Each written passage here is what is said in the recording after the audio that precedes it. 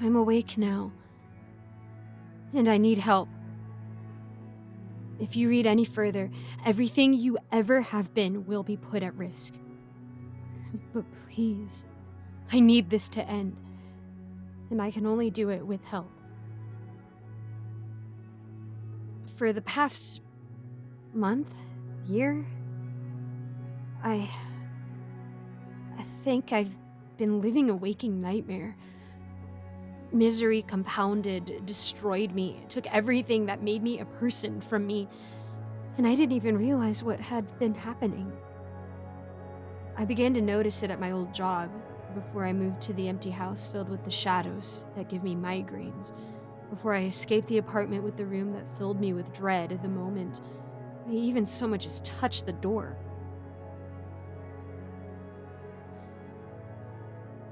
It started there 2 years ago.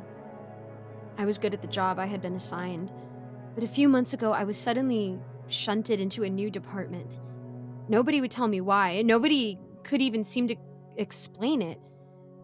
I could only imagine it was due to the lack of a supervisor in our department, but I had done my job well without one so far. I struggled.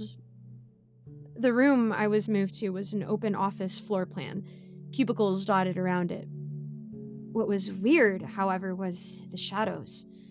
It was the first time I'd noticed them, but thinking about it, I seemed to remember seeing something similar seeping from under the strange door in my apartment.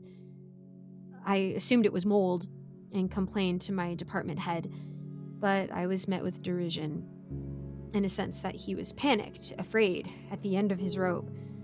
My department had a massive workload to be completed, with no time, no documentation, seemingly having been left untouched for months. My new supervisor was awful. I asked him to clean the shadows staining the floor and cubicle walls. They weren't quite shadows, but it felt like an apt way to describe them. Even now, I don't know what I'd say they were made of. They appeared to be ashy, but touching them made your finger come away with a slickness. They darkened any material they touched, cast a pall over it, but even when I tried to clean them myself, I couldn't rub any part of them away. But yeah, never got cleaned.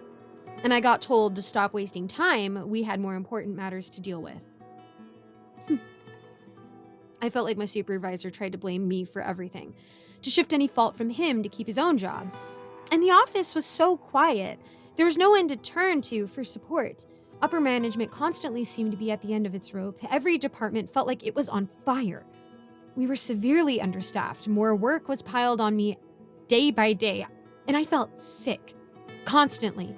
The shadows were everywhere, I realized, not only in my office, not only in that room, I couldn't bring myself to enter back at home, but strewn across the office.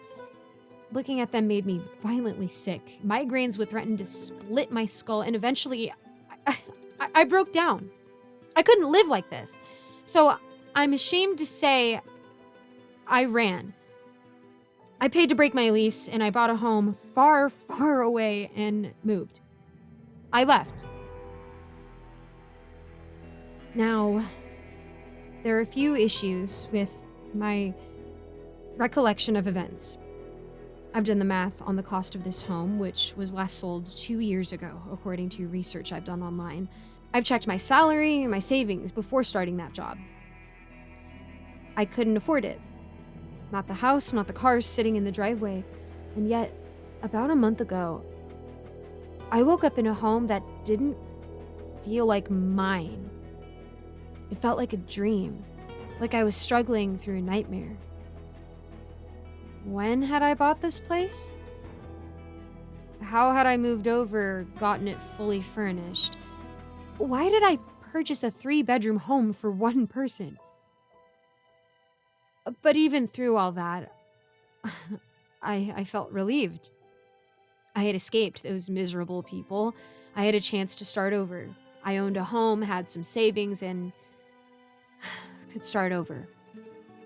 I could start over until I opened one of the empty rooms and saw a shadow staining a desk, a computer, part of a chair, draped over it like a sleeping cat. The migraines started again. There were only a few here, but that was enough to send me spiraling. I couldn't leave the house. I couldn't leave my room. The few times I did, I noticed people staring. Everyone was so rude, so awful, and the shadows, people talked about them. Not to me, they hated me, one another. But they still complained about them in loud whispers on neighborhood watch forums and apps. The shadows dotted the neighborhood. They loathed speaking of them, but the way they described them, I realized what they reminded me of, a comparison I had avoided making until then. When they were spread across the pale sidewalk, the contrast was clear. They were shaped like corpses. The arms were too long, the head stretched, legs spindly. It was all wrong, but they looked in one way or another like bodies. I felt like I was going insane. I was going insane. I asked for advice online and got told it must be memory issues. I couldn't coherently explain everything, but I latched onto that explanation desperately. I felt empty. There were huge, gaping holes in my life. I couldn't even remember my childhood. All I remember was being alone from the very first moment I could think. But that couldn't be right. I felt like I was on autopilot, like I was barely a person, but a thing. There were once things that had given my life meaning, but they'd never actually existed.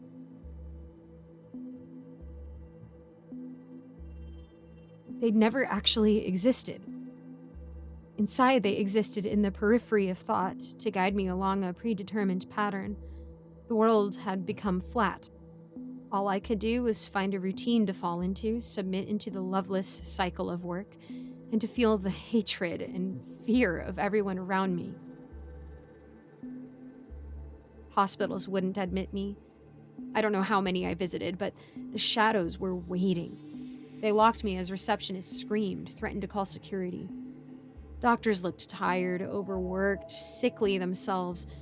I wanted to ask them if they had the migraines too, but I couldn't stay for long enough. I could tell for some reason, the world had begun to go insane. Everyone was wretched to one another, but they hated me the most. Hate isn't the right word. They were afraid of me. There was something sick about me. Wrong. And then the last resort, I went to see the police.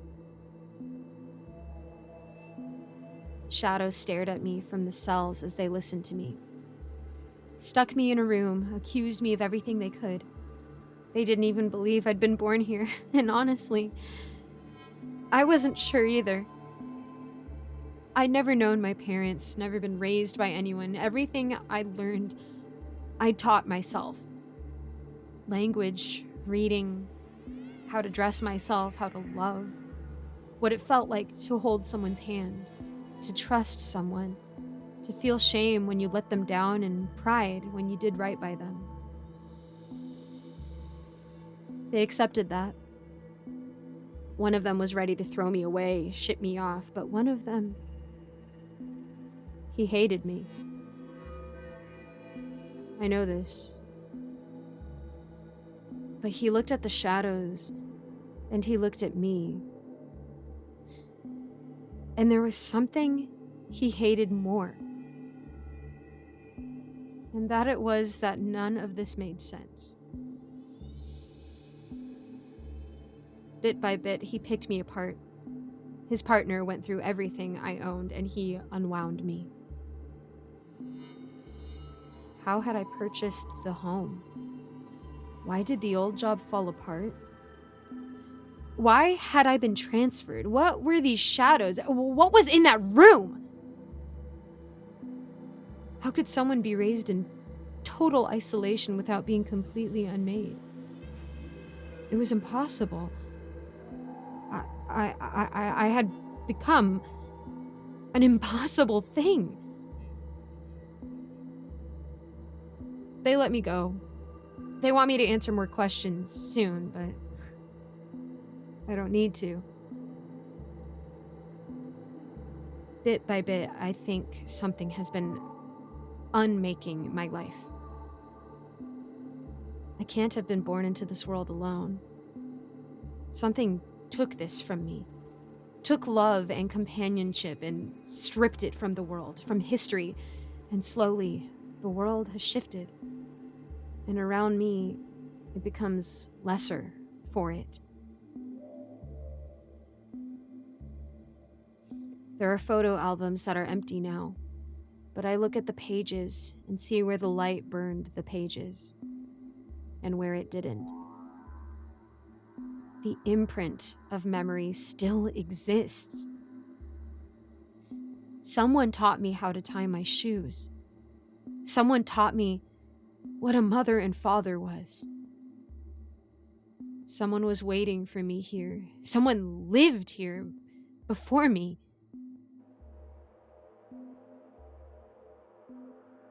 Something ate it. Destroyed them, destroyed everything that showed me kindness, left only misery in its wake. I have birth certificates with the signatures faded away, but I can see I came from somewhere. I want back my life. I want to give back what's been lost, and I know where it begins. Back in that apartment. Back in that room.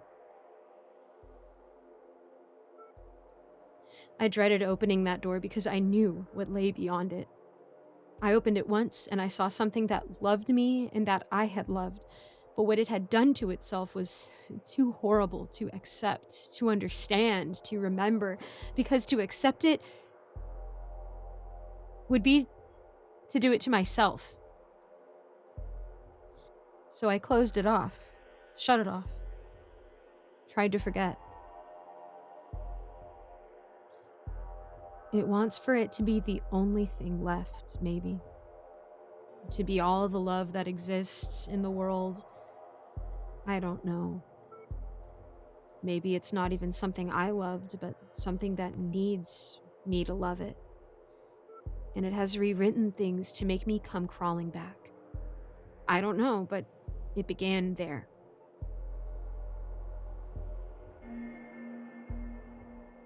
So I have to try and fix this, don't I? I have to make my way back to it. I have to finish what I started, close the cycle I've begun.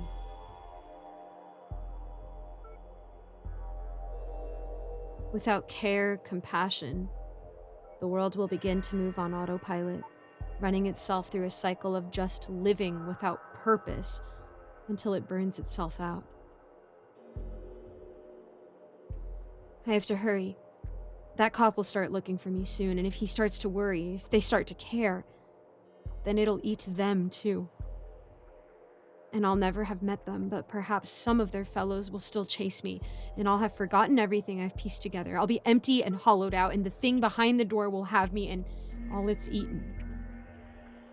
And the thing behind the door will have me and all it's eaten. But it's okay now. Because we share a history now, don't we? If you care even a little, that's enough. If you care even a little, that's enough. I think it takes time to make things lesser, digest them and their history to nothing but nuclear shadows staining my life. So the more of you that read this, the better. The more time we all have. I'm sorry, but I did warn you. This will take time. I'm far from where I was, and already my documentation has become degraded, ruined by this thing. My only advantage is that I'm becoming a ghost, bit by bit, so I'll slip through every crack I can to make my way home. And if it finds its way to you, if the migraines grow worse and you begin to feel yourself be eaten away, everything that's ever made you you become naught but a vicious dark, I'm sorry. I'll try to remember you. I'll fix this, I promise. I promise. Thanks.